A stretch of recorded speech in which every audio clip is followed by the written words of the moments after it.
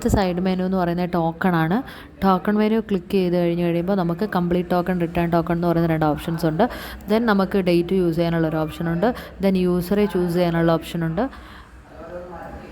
അതിൽ ഓരോ യൂസറെ സെലക്ട് ചെയ്യുമ്പോൾ ആ യൂസറിലെ ഏതെങ്കിലും ടോക്കൺസ് കംപ്ലീറ്റ് ആയത് അതിൻ്റെ ലിസ്റ്റ്, ടോക്കണിൻ്റെ ഫുൾ അപ്ഡേഷൻസ് വരും.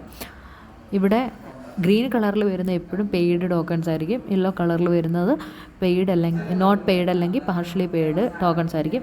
കംപ്ലീറ്റ് ടോക്കൺ നമ്മൾ ചൂസ് ചെയ്ത് കഴിയുമ്പോൾ അത് 4 ക്ലാസിഫിക്കേഷൻ ഉണ്ട്: paid, not paid, partially paid, advance paid. Then പെയ്ഡിൽ പെയ്ഡ് ലിസ്റ്റ് വരും. നോട്ട് പെയ്ഡിൽ നമുക്ക് ആക്ഷൻസ് ഉണ്ട്, കളക്ട് ക്യാഷ്, പിന്നെ ആ സർവീസ് വ്യൂ ചെയ്യാനുള്ളൊരു ഓപ്ഷനും കൂടെയുണ്ട്.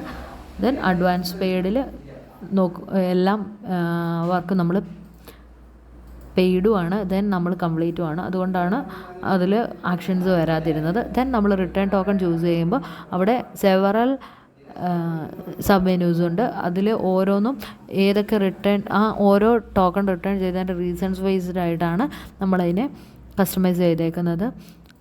ഇവിടെ നമ്മൾ പെൻഡിങ് അക്ഷയ എടുത്തപ്പോൾ 1 വന്നു. ദെൻ നോട്ട് നീഡഡിലൊന്നുമില്ല. ടെക്നിക്കൽ ഇഷ്യൂവിൽ 2 ടോക്കൺസ് വന്നു. Then cannot പ്രോസസ്സിലൊന്നുമില്ല.